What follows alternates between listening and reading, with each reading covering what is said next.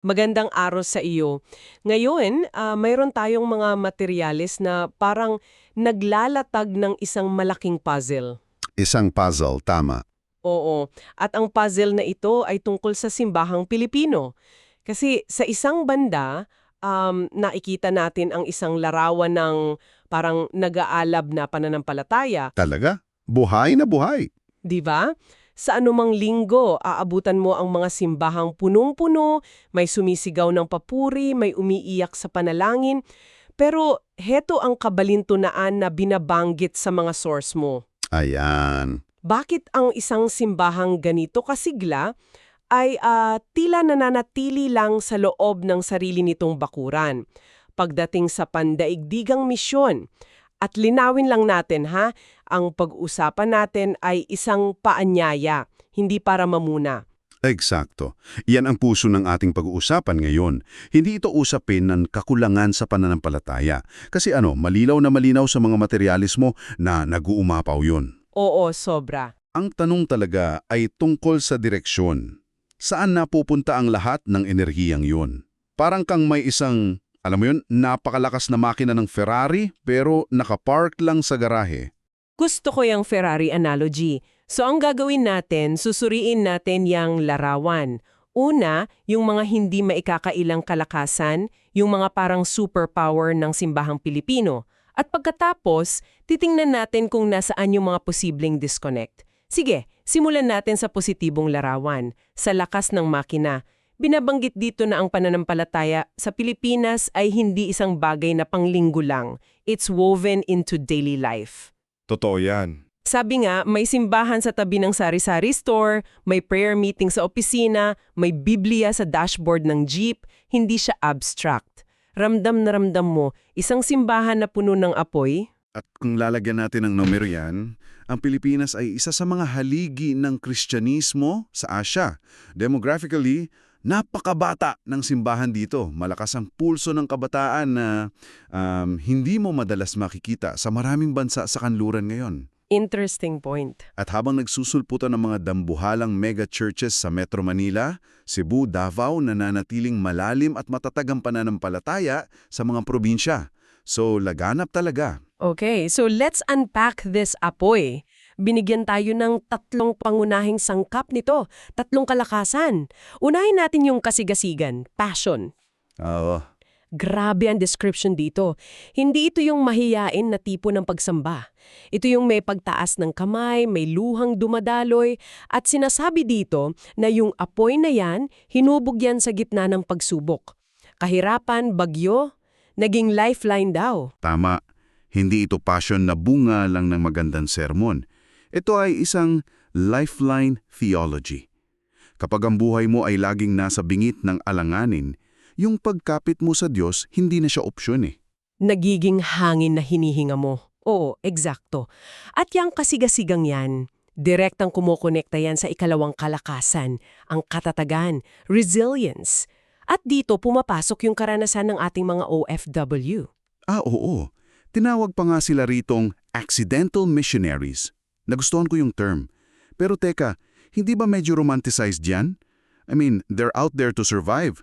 Tayo lang ba ang naglalagay ng missionary label sa kanila? That's a very important question. Ang argumento kasi rito ay hindi ito tungkol sa intensyon nila sa simula, kundi sa nagiging resulta. Isipin mo na lang, di ba? Sige, isa kang engineer sa Dubai, bigla kang nag-iisa, malayo sa pamilya. Saan ka kakapit? Sa simbahan? Sa kapwa Pilipino? Doon sa gitna ng kalungkutan, yung pananampalataya mong baka dati casual lang, biglang lumalalim. Okay. Yung pagtitiis na para sana sa economic survival, nagiging isang, spiritual bootcamp. Hinuhubog sila. Gets ko na. So yung hirap, nagiging training ground. At itong katatagan na ito, I imagine, ang nagbibigay daan sa ikatlong kalakasan. Kagandahang loob. Generosity.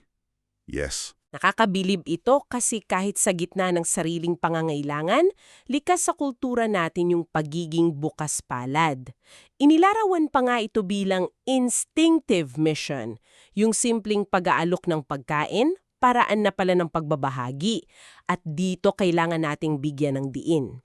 Ayon sa mga materyales, ang tatlong ito, passion, resilience at generosity, hindi lang ito basta magagandang katangian. Ang ginamit na termino ay Theological assets. Theological assets, malalim yun. ibig sabihin, mga kagamitan ito mula sa Diyos para sa isang mas malaking layunin. Ito mismo yung mga sangkap para sa misyon. So ang tanong, kung kumpleto na ang sangkap, nasaan ang problema? Ayan, dito na papasok yung curveball. Matapos ilatag ang lahat ng nag-aalab na kakalakasang ito, inihahain ng sources mo ang isang malaki at medyo hindi komportableng tanong. Sabi rito, diretsahan, how can a church so alive remain so largely unsent? Ang bigat, no? Parang ang sakit pakinggan, pero ito ang sentro ng usapan. Paanong ang isang simbahang buhay na buhay ay nananatiling hindi paggaanong naipapadala? At ang ugat daw nito, ayon sa pagsusuri, ay nasa konsepto ng cultural comfort at local focus. Ironically, yung mismong mga bagay na nagpapatibay sa simbahan sa lokal, yung init ng community, Yun din yung nagiging pader. Yun din yung maaaring maging pader. May ginamit na analogy mula sa Acts 1.8. Sabi, ang simbahang Pilipino, napakahusay sa Jerusalem at Judea, sarili nating community. Pero pagdating sa Samaria at sa dulo ng daigdig, doon na tayo may limitasyon. Okay, so himayin natin yung mga gaps na tinutukoy. Ang una, talagang tumatak sa akin. Paglago na walang pagsunod. Growth without obedience. Ang sabi dito, baka mali pala ang exam na sinasagutan ng maraming simbahan. Ang sinusukat nila ay gaano tayo kalaki, imbes na gaano kalayo na ang ating narating. tama. Ang metric, di ba? Oo, yung metric. May isang linyang sinabi rito na napakatindi. Hindi iniutos ni Jesus na palakihin ang simbahan, kundi ang humayo ito. It hits differently when you put it that way. Talaga. At direktang nakakabit yan yung ikalawang puwang. Teolohiya na walang direksyon. Theology without trajectory. Ibig sabihin, malakas tayo sa doktrina, sa Bible study, pero madalas, ang kaalamang ito ay nananatiling domestiko. Nagiging intellectual exercise lang. Parang ganun. Parang kang may pinakabagong Waze app, kompleto sa mapa ng buong mundo. Alam mo lahat. Pero hindi mo naman ino-on para umalis ng bahay. Ang hamon dito ay, sa bawat doktrina, dapat laging may kasunod na tanong. Okay, now what? Anong gagawin ko dito? Ganda ng Waze analogy na yan. Sobrang linaw. Yung ikatlong punto, konektado naman sa comfort. Tinawag itong familiarity as a double-edged sword. Oo. Yung kaginhawaan at pakiramdam na at home ka sa simbahan na isang kalakasan ay maaring palang maging hadlang. Nagiging safe yung pananampalataya. Komportable. Sabi nga sa source, feels good pero hindi goes. Para siyang comfort food. Masarap, nakasanayan na, pero kung yan lang palagi ang kinakain mo, hindi mo matitikman ang iba. At dito na pumapasok ang pang-apat at marahil pinakamabigat na puwang, ang takot sa iba. Fear of the other. Ito yung mabigat. Ito yung pag-aalinlangan na abutin yung mga taong may ibang lahi, ibang wika. Madalas binibisan natin yan ng magandang salita, pag-iingat. Pero sa ilalim yan, ang totoo ay takot. Mabigat yan. Kasi madaling sabihin na pag-iingat lang pero takot pala. May mga halimbawa pang ang binigay mula sa Biblia, di ba? Oo, at klasikong halimbawa si Jonah. Ayaw niyang pumunta sa Ninive, hindi dahil tamad siya, galit siya sa mga taga-Ninive. Ayaw niyang maligtas ang mga kaaway niya. Ganon din si Peter. Ganon din si Peter, na kailangan pa ng isang pangitin mula sa langit para lang makonvince siyang pumasok sa bahay ng isang hentil. Ang paulit-ulit na pinapakita sa Biblia ay ang misyon ng Diyos ay laging tumatawid sa mga hangganan na tayo mismo ang gumawa. So what does this all mean? Pagkatapos nating suriin ang mga kalakasan at ang mga puong, ano ngayon ang takeaway para sa iyo na nakikinig? Ang sabi sa mga materyales, nasa isang napakahalagang parang historic moment ngayon ng Pilipinas. Oo. Ang sentro ng Kristyanismo sa buong mundo lumipat na. Wala na sa Europa o North America.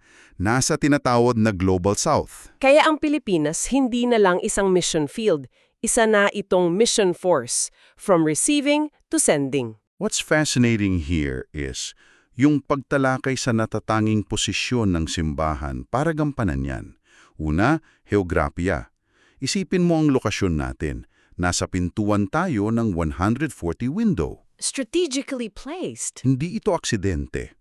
Pangalawa, yung cultural na kakayahan, cultural adaptability. Dahil sa kasaysayan natin, sanay tayong makibagay.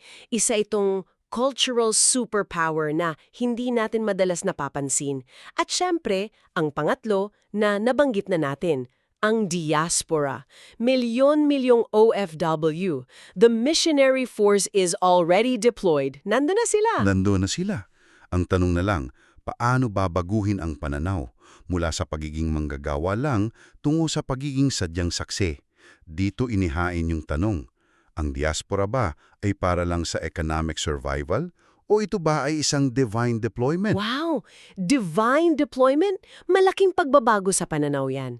At para hindi lang ito manatili sa usapang konsepto, nagbigay rin ng mga practical na hakbang, di ba? Oo. Ang una ay palawakin ang missional imagination ng simbahan. Sa pamamagitan ng mga kwento, ng mga sermon. Pangalawa, immobilize ang diaspora. Hindi sapat na sabihing misyonero sila.